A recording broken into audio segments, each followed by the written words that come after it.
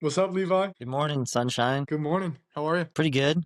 How's the training going? It's going well. In a bit of a funk. Haven't quite felt the form recently, but it's hot, altitude. I'm sure when I get back to Girona, I'll feel good. So not too stressed about it, but When it's is been that? nice.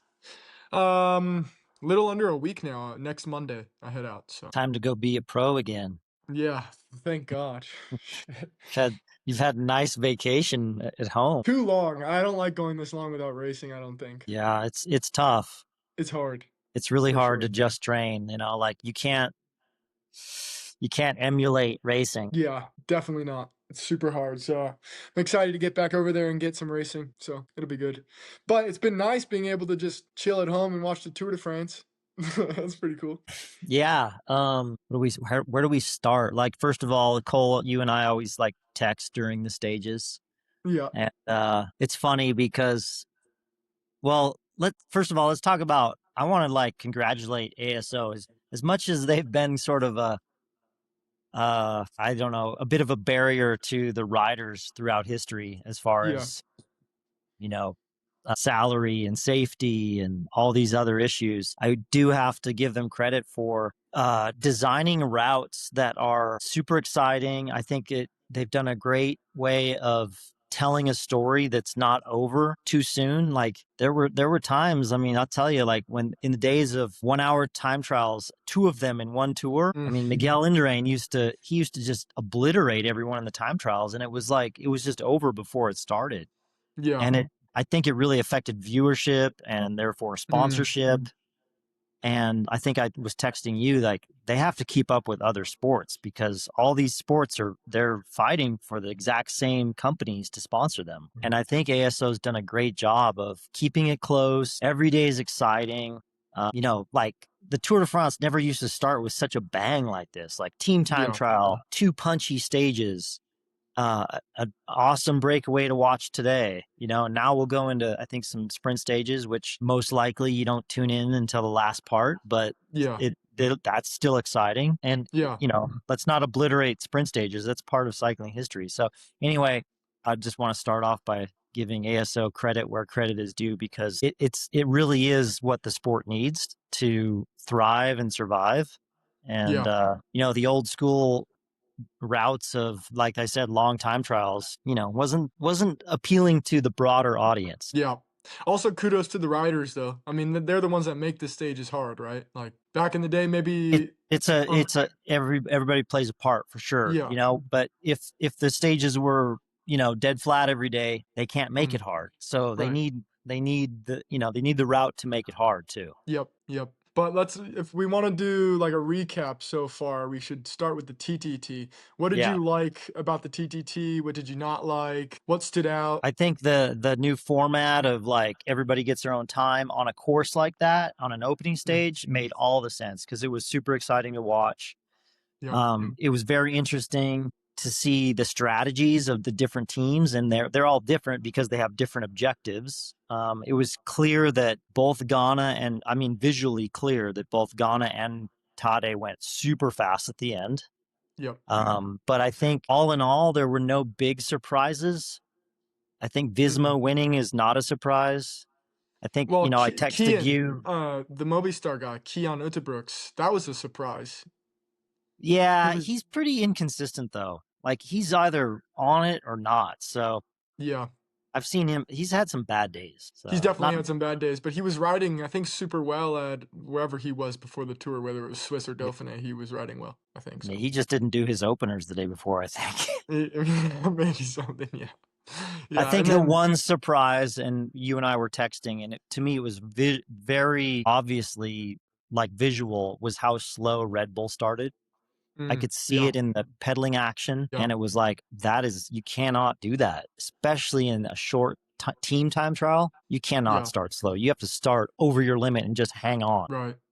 Yeah, that was surprising, honestly, because you called it right at the start. You're like, oh, their cadence is slow, like something's off here. And Mhm. then yeah, they went way slower than Visma. Well, way slower. I think maybe like plus or minus 30 seconds or something. But yeah, that Well, was surprising because they lost all in the first 2-3 kilometers. yeah, but Remco was the guy who started for them, so he must have been like in his head and maybe a little bit too conservative or something. Yeah, and I think it's a mistake because Remco is the guy that has to go alone at the end, so he shouldn't be the guy to start Yeah, because he's thinking about the fact that he has to be the guy at the end. for sure, for sure. You need somebody that doesn't give a shit and they're just going full gas. Yeah, yeah, exactly. So I guess that was a learning moment for them. But I don't know how many other times we're gonna have a TTT in the tour. I feel like they come around once in a blue moon. You know? It's a Well, with this new format, I think maybe they've cracked the code. Yeah. Did you notice how some guys on some teams had different color helmets? Like on Visma, Vingegaard always uses a red helmet and Well, Matteo was that's just using an he's all got a and personal sponsor. yeah, but then Matteo used an all black helmet I and saw then some that, other yeah. do you think they use that for like being able to see who's who when in the rotation and stuff? That's a good point. Yeah, maybe. Yeah, You because mean for there for the was for the car? for the car or for the riders For the themselves, you know, riders? because when Yeah. you're on your limit, sometimes it might be difficult Yeah. to see who's who, especially from the back. So But were they the only 2 to have different helmets? on that team, yes, but then on other teams, I think either Bora or yeah, I think it was Bora. Some guy had a yellow helmet, and maybe some other teams had this as well, but I Interesting. noticed it on those two teams. But yeah, I Yeah. wonder if that's for. I should ask somebody in the peloton if that's what it's for, because that would kind of make sense, right? Because when you're on your limit, you might not know who's who, and you might mess up the rotation or the order. Because if you saw Remco kept slotting into P4 every time he would finish his turn, he wouldn't go to the back. He would go like right into the middle of the order, which I also thought was interesting. I don't know why he would do that. Yeah. Well, I mean, he's clearly, capable of taking poles at everyone else's speed and then still being able to go alone. Yeah. But, yeah, I mean, it's really tricky to figure out what to do for every team. I mean, I guarantee you there were arguments within the directors and the riders Mm. about what to do because it's not obvious. Well, and then especially in a scenario like what happened with Ineos, Kevin Vokalon gets a flat, and it's like, do we wait for our leader? Do we know if he's good? Should we wait for him, or do we go for the stage win? Like, I think they made the right call. You they go made the for the right call win. because Yeah. Kevin doesn't seem to be Yeah. looking well. Because he Um, was dropped on the Montjuic circuits, which is right. surprising because Right. wasn't he almost like podium last year at the tour? Wasn't he like top five? Yeah, I mean, he was He was yeah, I wanna flying. say wasn't he 4th one year? Maybe when he was on Arkea? Yeah, I think that was last year. Well, oh, wasn't he on Ineos last year too, though? I don't think he was on Ineos last year. I think Oh, he's a new signing for Ineos, isn't he? Or maybe I'm thinking 2 years ago. I don't know. I think it was 2 years ago. Okay. All right. Yeah. I'm probably wrong. Yeah. All the years start to blend together, dude. Yeah, they do. So, okay, so let's go to stage 1 where I gotta call you out because you said something like it wasn't explosive, and I'm like, if stage 1 in the Tour de France that ends with a 1.4 kilometer climb is not an explosive stage, then I don't know what explosive is. So I'd like to hear your definition of explosive. Well, I forget what we were arguing about. Because obviously it's explosive, but like that final after the top of the climb, there was two attacks, and then I mean, I guess everybody was still on the limit from the climb, but obviously it was an explosive stage. Like I don't know why I said it wasn't explosive, but let me go back to our I texts mean, and see what you were dude, if saying. you wanted to go look at everybody's power numbers, Oh, for sure, it's it was absolutely explosive. Yeah, explosive. yeah, yeah, yeah. No, but that circuit was amazing. That circuit at the end of Catalunya is always super explosive. So it was nice to see it in the Tour de France when it's the biggest stage in the world, you know? Yeah, and when you only do 2 laps of it, it actually makes it more explosive. Yeah, yeah.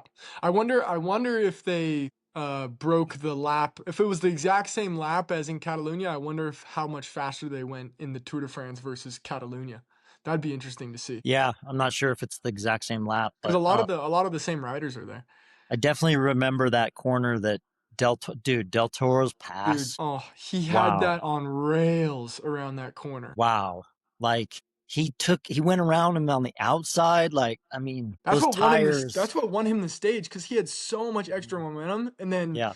Vingegaard had to jump back onto the wheel, and then as soon as Vingegaard got back on the wheel, he just hit it and blew him right off the wheel. And then Pogačar came around and was just shouting at him, "Go, go, go, go!" That was so Yeah. cool to see. That was I an mean, he electric he took stage. it right from the bottom. Yeah, yeah, and obviously he wasn't going for the stage win because I think he was doing his lead out for Pogačar and just blew everyone off the wheel. Yeah, So cool. that definitely was not planned 100% because, well, first of all, let's back up a little bit. It was a surprise that Pogacar didn't attack the last time up the climb. And you Mhm. could see it, all the riders were waiting for it as well. And this, Yeah. like, let's set that aside for a second because that's such an example of psychology right there. And we'll come back to that. But like, so he doesn't attack. So they clearly had a plan, like just win it in the sprint, which Yeah. maybe is a safer option. I don't know. I mean, I still think he could have gone away on the climb and won the stage. Yeah, but you've also told me many a time, like, why does Pogačar use so many bullets in the early parts of the tour? Like, he needs to learn to conserve his energy. So maybe he is learning, like, why should I Yeah, but when I that was in reference to like he would sprint for fourth place like it was the stage win. mm, He would sprint for mountains points. I'm talking about like 2020 when he first won the tour. It was yeah, like, dude, he was wasting energy, but he was yeah, so young. yeah, But if he, let's just say if he goes away on that last climb, stage one, I mean he only needs a couple seconds over the top, and then for sure behind they kind of like look at each other and hesitate for a split second. He's gone. right. Like But he's how not many coming back. is So it therefore it's worth it. is it a big gap? How much can you gain on such a fast run into the finish like that? Like maybe 10 seconds, but that's not going to win him the Tour de France. The margins are No, going to but be minutes. no. But does he spend any more energy doing that than following? I mean, it's like we're talking about Yeah, almost the same effort. I mean, yeah, even what he did was hard, even hard for him. yeah. So anyway, they go over the top. Scale most attacks. Yep, Del Toro goes straight to the front and starts pulling. So therefore, we know that the yeah, plan was to lead out Tade. 100%. But then he took that corner so fast, and Tade, he was what behind Vanguard. He could see that Vanguard just blew up trying to come back. He never actually made it to Del Toro. He got really close, but he didn't really make it. Yeah, you can always see when Vingegaard blows up because he looks back and Yeah, then the gap just opens. and then in that Yeah, split second is when Tade was like, "Oh, jumped him. Yeah. I'm gonna like, yeah, I'll see what happens." I mean, the wherewithal for The way him to just, he's so yeah, lucid in these finals when everybody's at 200 heart rate and he's just like oh controlling yeah, the situation, looking back, yeah. feathering the gap, yelling at Del Toro to go, go, go. Like And having he's that, barely pedaling, it looks like. yeah, it's unreal. It He's is on another totally unreal. level. Yeah, It he's on another level. absolutely on another level. So that was amazing to watch. I was like cruising through, I think it was Bella News or something. I saw a headline like, was that an insult to the rest of the Peloton? I'm like, I What? don't know. People are so I think stupid. that's like rage bait Yeah, that's like headlines. yeah, clickbait headlines for Clickbait, sure. yeah. Yeah. And it was by Andrew Hood, who I've known forever. He's a great journalist, and I Uh, really like Andrew, but I was like, Andrew, come on, you can do better than that. I think it's about yeah, Belleno's trying to get clicks, for sure, for sure. but But nobody's going to take that as an insult. I'll guarantee mhm, you, everyone in the Peloton is like impressed, respect, wishing they yeah. could do the same, but they can't. Was it that stage or was it the day after where Brandon did like an insane ride where he was just Well, that pulling was like that stage. well, it was that stage, right? Yeah, Yeah. Brandon was just unreal that day. Yeah. And I Brandon's and I think that Brandon went pretty deep that day because then in stage two, or sorry, stage three, we expected him to ramp it up and he couldn't. So yeah, that makes sense. yeah. I think he probably should have swapped roles with Yates that day, Yeah. but Yeah. obviously didn't make a difference. Well, the only difference it made, like that, I think stage three was completely predictable. I mean, it Yeah, was obvious that Pogacar can win that, and they were going to work for it. And there was a real benefit to doing it. They got to take the jersey away from Visma. Again, another psychological battle at the pointy end of the race. This stuff really matters. mm, And I think ideally for UAE, they would have had to say they would have been able to save Del Toro more in the hopes of getting in front of Vingegaard to take bonus seconds. They yeah. had to, but they had to use him, so that didn't happen. Yeah. Well, I've been seeing there's some like headlines or whatever. Some people in the media are saying like, "Oh, UAE's too hot." Like they're just being bullies, and like, why would Yeah, they not want to? Why would they I not want to give the guarantee you stage? that comes from the French. Yeah, for sure, huh? Always the French complaining. Well, they hate winners. They always have. I mean, and I don't say that like it's not judgmental. It's true. Like they have Mm, always disliked the big winners. yeah. So, what do you think? Do you think it's like I bet in your like I've heard some other people say this, but like back in your guys' day or before then, this would have for sure gone to the breakaway. But in today's day and age, like, No, you no don't think way. so? No? No, Why I not? don't think. I mean, this is why like history is important, because you actually see how things have actually, a lot of it stayed the same. I don't think that would have been to the. I mean, it was completely obvious that. But for Visma would have let it go. Like, I Yeah, feel like in a normal, like, okay, let's throw back 20 years ago. It's always the team with the yellow jersey that's controlling the race. They're riding the front. If you've got the yellow jersey, you ride the front, right? it depends. It not on the flat sprint stages. Okay, yeah, maybe not on a flat sprint stage, but it's a mountain day. Well, it wasn't really a mountain day. Quasi, That's the right? difference. Yeah, I mean, they again, ASO designs a route that's not going to blow it apart. Those Hmm. climbs are not long. They're not hard. There was a big breakaway at the start, though, right? Like the guys that were fighting for green jersey points were like, it was a big breakaway. And then by the end, when I started watching, at least there was like maybe 6 or 7 guys left in the breakaway, and it just wasn't strong enough, and UAE was just hawking them down. But I don't think Visma was controlling, or maybe they were No, earlier. no. But Why? I mean, why would Visma control just to give Tade the stage win and take the jersey away from them? well, wouldn't Visma like control falsely and give them a big gap and give the yellow jersey away? Because obviously they want to get rid of the yellow jersey.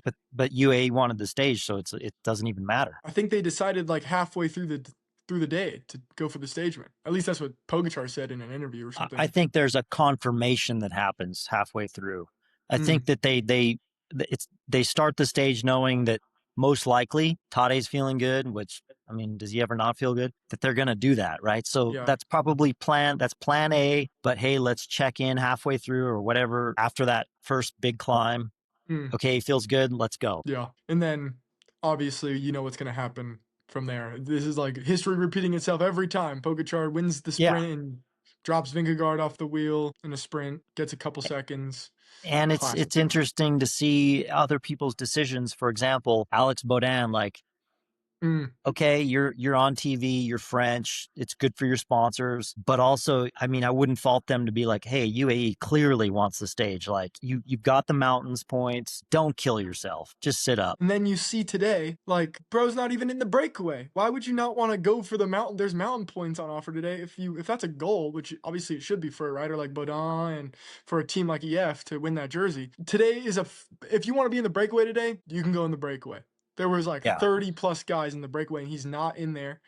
And you know he loses the mountains jersey today. Yeah, I mean, if I will say, like, it's great to have the mountain jersey and wear it every day. Like, obviously, it's huge for the team. If your goal is to win it, you always win it in the big mountains. Like, you don't win it by going in these breakaways on these days. Never in the history of the polka dot jersey. It's always won on the big climbs because the points are so top heavy on those climbs. So like a Virenque and a Carapaz who won it in the past, they go in the break on the big mountain days and they just rack up the points. And you can't compete with that on the second, third category climbs because you spend so much energy getting points on the little climbs that you just don't have it when it really counts. Yeah, yeah. Do you think a guy like Baudin though can like, because you're basically banking on yourself then that you're gonna win those points on top of those big mountains, and wouldn't you like wouldn't you want to hedge your bets and like get a handful of points here, a handful of points there, and then Yeah, but you spend too much energy doing that. but then if you still come second on a big Cat 1 or HC, you still get a lot of points and you kind of even out, no? Or I just think that it's all if or you spend nothing? that much energy on the second, thirds, you're not even going to be second on the big climbs. Okay. I mean, So you unless think you're it was superhuman. smart from Baudin to not go in the break today? No, I think he should have been in the break today and not yesterday.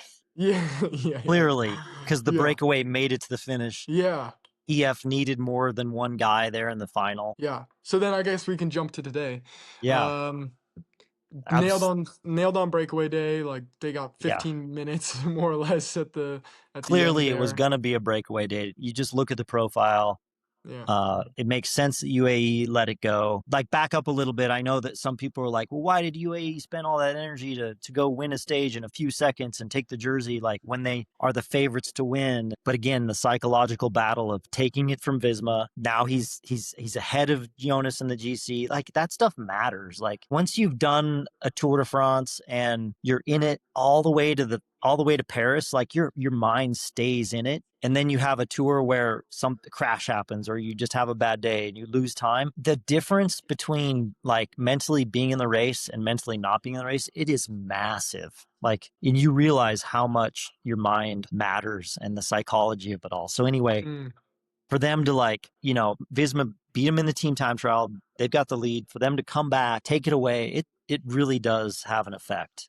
Yeah. And it does Yeah. because, for example, on the last climb on stage 1, everybody is just waiting for Tade instead of like, I'm going to give it a go. Yeah. And that's all Well, psychological. Uno X ended up giving it a go. Yeah, but The 100 meters to the top, yeah. like too little, too late. Yeah, but the way that they race is amazing. Like today, I think they took the yellow Mhm. jersey, which is Yeah. so cool for their team, and they always seem to get the most out of every race that they're in, which is Yeah, a they're cool they're thing to see. snipers. They are Yeah, snipers. Tor Hushov, I raced with him a bunch. And it's like, I don't know if it's a Norwegian mentality, but they can capitalize. And yeah, they race without fear, but they also race smart. They race yeah, efficient. and I they don't race as see a a lot. team. They're Yeah, they race a always team, together. no They, ego involved. it's nice to see those guys because Yeah, I think they're they're great examples for someone like yourself to like yeah, try to emulate. yeah, they're good bike riders. Yeah. But it was fun to see, like on the I think it was like maybe the last real climb of the day. Sean Quinn was giving it a little bit of a go because he was in the running. He was like 28 seconds back from uh, Yeah. the Uno X guy who was in the yellow jersey, virtual yellow jersey. So kind of got my hopes up. I was thinking, oh, Sean could maybe get the yellow jersey here, which would be fucking Yeah, amazing. he definitely gave it a go, and chapeau to him. Hey, can we take a short break? I have to go to the restroom. I have to pee. Sure, the old man is back. Oh, hey, watch out. I'm not that old. Um, So what where was up with you? What was up with you today when I was saying that Movistar was being a little goofy, and then you were like, "Hey, watch it." No, you said their attacks were lame, and it's like, hey, dude, Some of the you're not in a position to criticize two guys attacking at the final of stage 3 in the tour. Like, some of their attacks were good, but some of them were like they add up. This guy's riding second wheel, and then he like gives a little sprint and then does nothing but like save all that energy, go from the back with speed, and at least do like a real attack that could get you somewhere. But these fair, attacks fair. from second wheel, That's a fair point. That's a fair like point. I feel But like you learn in this as a under 23 rider to never attack from second wheel in a group like that. Yeah, fair point. But I will say that you haven't been in a position where like you're with the world's best bike riders. Like everybody's at their limit. Like they are just at their limit. Your legs are screaming at you. You got your director in the ear. You're not thinking clearly. And Movistar, they are desperate.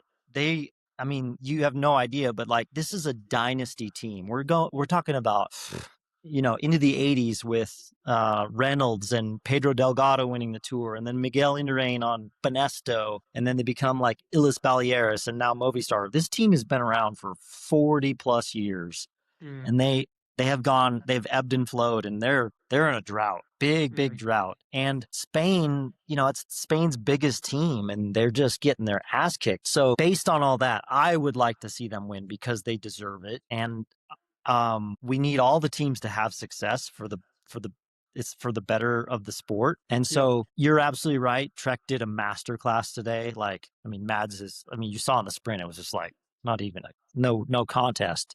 And yeah, they rode fantastic. yeah. They That did. being said, I'd like to see the riches spread around. Yeah, For example, it's great to see Uno X take the jersey. And, this sport is like, it's tactically so fascinating.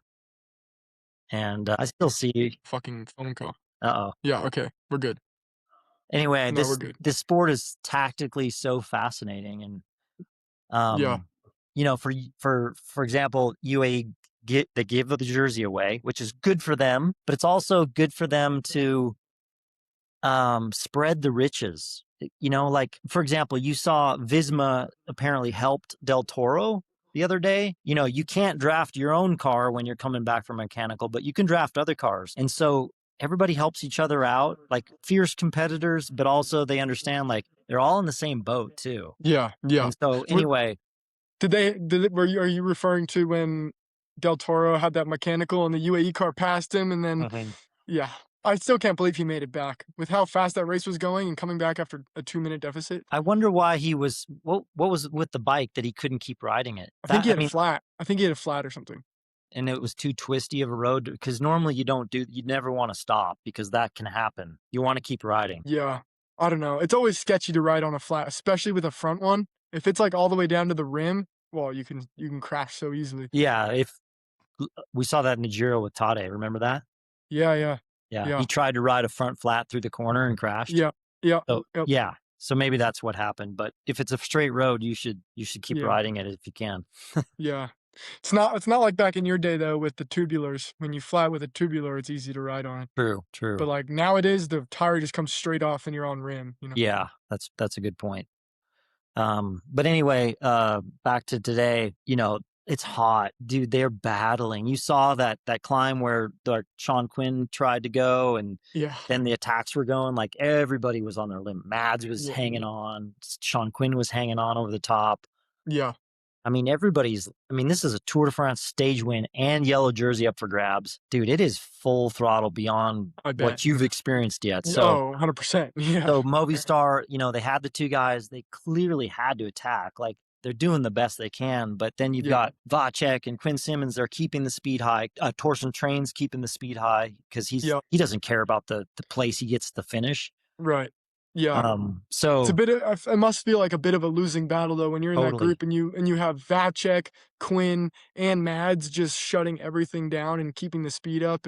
yeah, It's like what almost like what can I do? Like there's almost nothing you can do. Those right, three guys are some of the the three strongest guys in the world almost. Like yeah. they're So incredible. that's why, like, I don't know. Trek is they've had success. They're doing well. I would like to see Movistar get a piece of it. Even it's funny because there was a time and place in my career where I couldn't stand that team. Like they were. I mean, Valverde was super successful, and I had some personal battles with him that Yeah. I totally respect him. He was an amazing bike rider, but also like there was times when they were just a thorn in your side. Yeah. Yeah. So Yeah. Well, what are your predictions for this first week of the Tour de France? You think okay, I think Tourmalet is coming up soon, right? They do a couple sprint days and then they go yeah, up to the Pyrenees. I should do my research better. That's okay. I do the research for you. Okay, how many sprint days do we have in a row now? I think two. No? Mhm. Right. I think you're right. Yeah, Who do you think's gonna win these sprint days? I think Philipsen's in better shape than Merlier. Tour de France shape. Merlier can win sprints, but Tour de yeah. France is fast and hot and hard. I mean, we don't. I don't think we know yet. I don't think Mads. He had to go deep today, so he's going to pay for Yeah. that. But Yeah. who cares? He won a stage. Yeah. Um, Trek's tour is made now. yeah. So you got Biniam, Yeah. Philipsen, Merlier. Is Girmay looks Paul good in those Paul intermediate. Magnier in the race too? No, he did Giro. I don't think he's here. Oh, okay. Quick step came with Merlier, so they wouldn't have brought Paul. I mean, I guess Merlier's the favorite. Ooh, you think so? I think Philipsen. We'll see though. Just It's yeah, exciting. it's a sprint, so anything Yeah, can happen. it's up in the air. Yeah. But once a sprinter gets momentum. Whoa, whoa, whoa. Nova, Oh, relax. Nova, relax. he disagrees with us. Yeah, hey, come on. Mhm. Hold on. Come here. He's too excited for the sprint days coming up. Vacek took the white jersey. Oh, hi. Who's this? This is Nova. This is Maddie's dog Hi, that I Nova. that I babysit. She's Oh, just so Nova. cute. She's so Yeah, cute. good looking dog. Yeah, she's a cutie. Nova, All hey. right, tomorrow we go to Po. Oh, Only 100. I thought we ended in what was the faux. No, What Po. was Po is a very historic Tour de France stage finish, and it's 158K, so it's very short, 1/3 category climb, definite sprint win. So yeah, I think Quick Step and Alpecin will be on the front tomorrow. that'll be interesting. I think Matthew Vanderpool's a super good lead out, so Yeah. I'm going with Philipsen for the win tomorrow. Okay.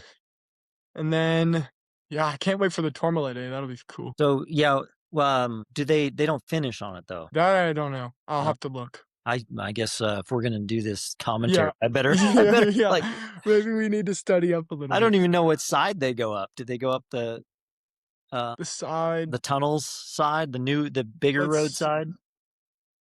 Tour de France. Let Does Pro Cycling Stats show you the stages? Okay, stage 6 is Poda, Gedra, 7.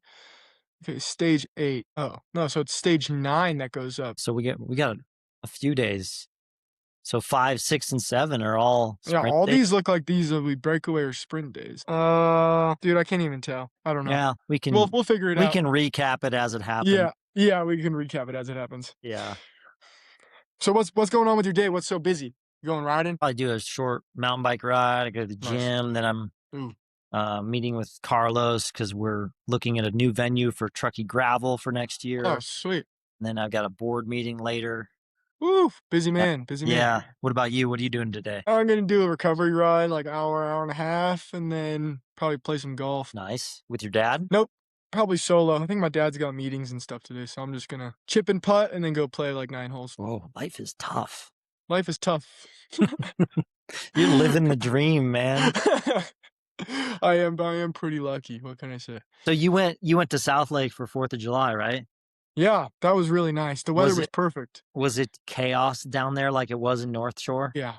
Yeah, dude, it was brutal. I heard Kings Beach was horrible in North Shore. Yeah, apparently some very bad incidents has happened during Oh, 4th of July. really? Yeah. Like like car accidents or boating No, accidents? I don't know for sure, so I probably shouldn't say, but maybe Oh, it's okay. just I don't know, it comes from the police, so it was bad. Oh, Yeah. oh man. But it Dang. was That sucks. chaos. Yes, It's I think obviously so. this area thrives on tourism, but it's also frustrating. I mean, people get frustrated when they see people come in and litter and Yeah, just yeah, the trash is disrespect. Yeah. yeah. It just kind of like blows my mind. Like, Zephyr Cove, really? disaster. South Lake, you can't even drive. It takes an hour to get from the Keys to State Line. It's Yeah. like 3 miles, 4 miles. Yeah, like the exodus on Sunday, it was crazy. Like the traffic was backed up every direction getting out of the basin. Yeah. No, it was horrible. And then when I was driving up from Reno to South Lake, I took Kingsbury because Highway 50 was too um Uh, like they're doing road work at the top and then you've got everybody coming in. It was just horrible. So I was like, okay, I'm gonna beat the traffic and go Kingsbury. And then they have Kingsbury like closed down because they're filming a commercial, a car commercial. Bro, at, what are we doing? at that Who or time, who organizes this stuff yeah. on Friday afternoon? You're gonna film Because a car that commercial? requires a permit, and whoever Yeah, issued that permit was not thinking. no, no. So Jeez. it was so frustrating. So I was stuck on Kingsbury for like 30 minutes. Ugh. Yeah, yeah. I don't know. The Tahoe's annoying with how they manage some things. Yeah. Road construction. It's like Yeah, it's you horrible. guys have dug up the same spot for 5 years in a row. What are you doing? Yeah, seriously, like, come on. So They I don't know, finally but repaved the North Shore, though. It's nice. oh, really? Yeah. And then they've painted it now, or do we have to wait for No, it's done. I it's think that done? means like no more No digging up more. the road in that Yeah, section, at least. yeah. Okay, so then it'll be easy to get from you to Mount Rose, so maybe we Yeah. could ride more. Yeah. Yeah, alright, well, I'll catch up with you soon. Yeah. Maybe in another couple days, we'll do another couple stage recap. I mean, what do you just to wrap it up, like maybe it's a little early to say, but who do you think I think we can safely say who's going to be first and second in the Tour de France, who's going to be third? Dude, this might be a hot take. I think if Pogačar wasn't there, Del Toro could win this tour. I mean, I'm not going to argue with you, but it's still a bit of an unknown. I mean, he's proven himself in the Giro. Yeah, I think it's a fair assessment. Yeah, I mean, he's so good. He could have won that stage. Yesterday Mhm. he could have won yesterday. The pull Yeah. that he did in the final, he blew Yeah. everybody up. And he still He's didn't still really he didn't only lost time to Tade. Well, yeah, yeah. and a couple I think guys, he but finished 4 seconds back or yeah. something. 4 or 6 seconds. Yeah, yeah. I I I think Del Toro. watched it I watched it again, like, I specifically just watched him, and he, like, let off the gas, he looked around, he's like, "Oh, I'll just go again," and, like, Yeah, followed the rest of the group in. yeah. No, he's incredible. I think he could win this tour if he had the free range to do so, and if Pogačar wasn't there. But no, I think Pogačar obviously will win this tour, barring any incident. We'll go Pogačar, Vingegaard, Del Toro. I think. Yeah. Unless Del Toro really does some like hero shit and like pulls super hard and then just blows up and doesn't try to finish. But seems like a lot of these guys, like Kuss has done it in the past. Like Mountain Domestiques they do their final pull and then they ride to the finish and can finish top 10 on all these mountain days. So Yeah, I mean, it's interesting because does Tade need, Del Toro to do that? I mean, we'll see. It depends on how close Yeah. Jonas is. Yeah.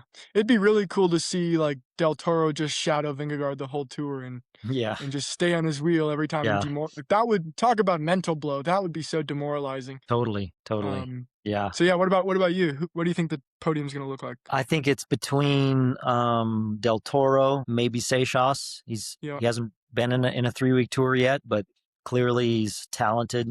And I think Lipowitz ahead of Remco. I'm going to go with that. I Mm. think he's this diesel type that is never going to like explode and win like some crazy, do some crazy performance, but he's also just steady and is really hard to shake. He's kind of unbreakable. You think Remco wins this stage this tour or no? Well, sure. What's the time trial look like? Got a hill at the end. I think it's like a flat one and then it finishes uphill. I don't know. I think he can win the TT, no? Like he always does. What day is this He's already stage? won like 2 or 3 time trials in the tour. Yeah, it'll be interesting to see. I think it's a really hard TT. It's like one for Pogačar or Vingegaard. Really? That hard? Yeah, I think Uh, so. okay. Interesting. I don't know, but he looks good. I mean, he's not like the punchiest guy in the world, and he's like right up there in all Who? these hard finishes. Remco. He was suffering yesterday. He came off the wheel. Yeah, in the sprint. But Yeah. that's such a hard finish. I think Pogačar is doing like 1,200 watts in these sprints. He's like explosive as hell. Yeah, but Remco's pretty punchy. I don't know. He lost so much weight now. I bet he lost Yeah. a bit of his punch. Well, I mean, let's talk about that. I think it's a mistake to lose that much weight. Yeah, you think so? I think so. What did he go from? He went from Well, the headline said he lost 4 kilos. It's oh 9 yeah, pounds. 9 pounds. Yeah, That's crazy. it's a lot of weight. I mean, I'm the same size as him and I would fluctuate like 2 kilos at the most. Really? So you would start the season like only 2 kilos more or less heavier than you would be at the tour? Think so, yeah. And Wow. I definitely found like an actual number that if I went below that, I sucked. And it was Really? yeah, like 61.5 kilos. If I went below that, no power. Hmm. Yeah, Interesting. couldn't time trial, Oh wow. didn't have the durability. You Hmm. definitely suffer on a long day, I think. You think you lost like you would lose muscle also when you would lose that weight, or was it just getting too lean? Think yeah, I mean you lose muscle, you lose I mean some of that's glycogen storage, I think. Mm, yeah. Hopefully he's got I mean it's Red Bull. They've got Yeah, he's all got these resources. Hopefully they know what they're doing, I would imagine. I mean, but that's a big swing. yeah, that is a lot. And then I guess Vingegaard also went from 60 to 57. Wow. It's I crazy. mean, he's always been like Freakishly skinny, but yeah, and also like he's it just looks like he's always been skinnier than he should be, if that makes sense, but he's proven yeah. himself at that weight over and over again, so Yeah.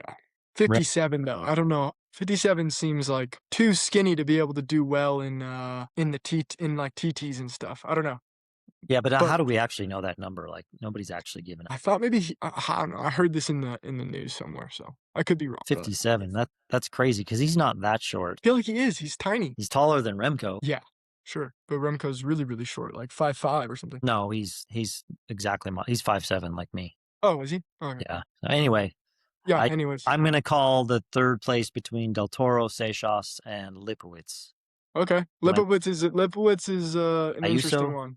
Ayuso, No, yeah, I think Ayuso and Lipowitz are fighting for top 5, 4 or 5. Those guys. yeah. Well, I mean, I don't know. Lipowitz was third last year, He and was. and his riding style is very steady. He doesn't ever seem to crack. He can't ever go like top speed. Yeah. Yep. Anyone It's else? weird. Have I missed anyone? Well, have you been seeing Vingegaard wearing the mask Yeah, in all of his interviews and stuff? And I think he said that he got sick in the last 2 tours and he just doesn't want to take any chances this year, so he's gonna wear masks and stuff. fair enough. Yeah.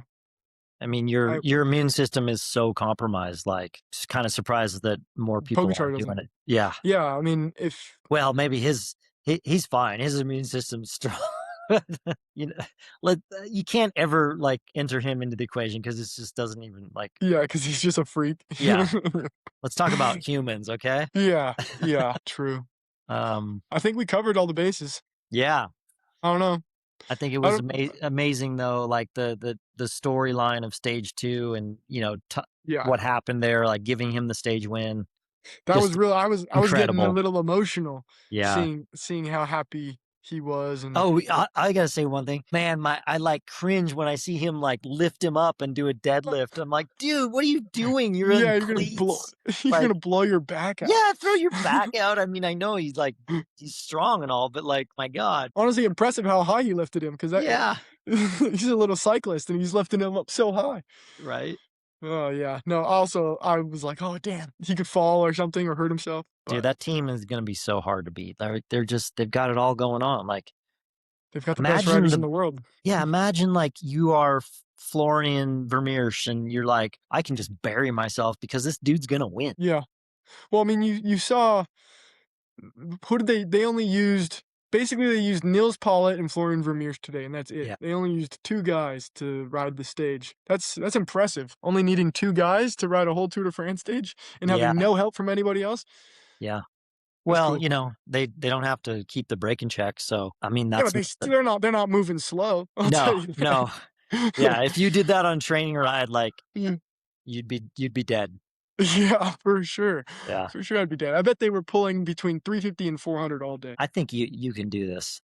Well, This I ha that's my type of physiology. That's probably the best job that I could do for a team is just riding the front like that. Yeah. But, I think yeah. someday you can do it. Yeah, I need a few more watts, but one day. Yeah, One day. well, That's the dream. yeah, you'll get That's there. the dream. Modern Okay. Adventure 2030 Tour de France. No, before then. Maybe 2028. Yeah, that could be. Whoa. Alright, bro. Alright, Well, it was good catching up with you. have a Have great a good day. day. Enjoy Yep. watching the tour. Thanks, brother. See Take ya. care. Bye.